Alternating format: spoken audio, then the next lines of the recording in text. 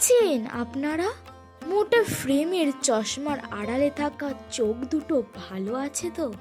ওই চোখ দুটোই ছিল ভীষণ দুর্দান্ত, যার সামনে আমাদের সমস্ত লুকোচাপা ধরা পড়ে যেত অনায়াসে। আপনার হাতে থাকা লাঠিটা ভালো আছে মাস্টার মশাই, নাকি হারিয়ে যাচ্ছে ক্রমশ?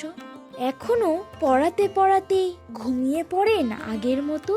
অঙ্ক করতে গিয়ে দু চোখ বুজে আসতে চায়?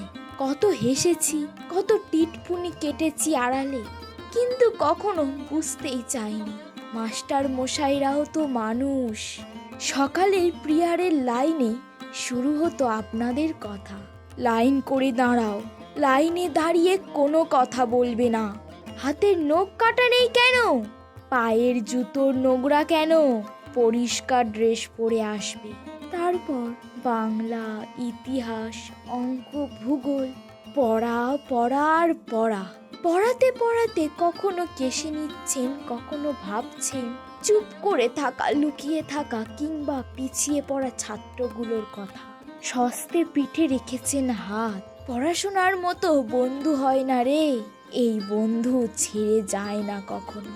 যেবার ধর্ম ধর্ম করে বন্ধ হলো দোকান, রাস্তায় নামলে পুলিশ, তখন আপনি বলেছিলেন, ওরে বেটা, আগে মানুষ হয়ে দেখা। শিবু আর মহিনের রক্ত কি আলাদা রে? বন্ধুর আবার জাত হয়, মাসের পর মাস, বছরের পর বছর, যুগের পর যুগ পড়িয়েছেন, বুঝিয়েছেন। পড়াতে পড়াতেই আপনার চোখে পড়েছে ছানি। লেন্স ক্রমাগত মোটা থেকে আরো মোটা হয়েছে। আপনি ঢুলে পড়েছেন, ঘুমে আপনার দু চোখ জড়িয়ে গেছে। আমরা হেসেছি, বিদ্রূপ করেছি আপনার ধুতি নিয়ে। আমরা সবাই বড় হয়ে গেলাম। আপনার লাঠিতে ঝোলানো হলো নিষেধ, আপনার বকুনি থমকে গেল পরোয়ানার কাছে। আপনার স্নেহকেই বদলে আমরা তার নাম দিলাম কর্তব্য।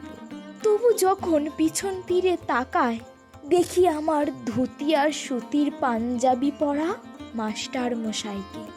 আপনি আবার হাতে লাঠি তুলে নিন মাস্টার মশাই। আমাদের পরবর্তী প্রজন্মকে প্রথমেই যে মানুষ করতে হবে।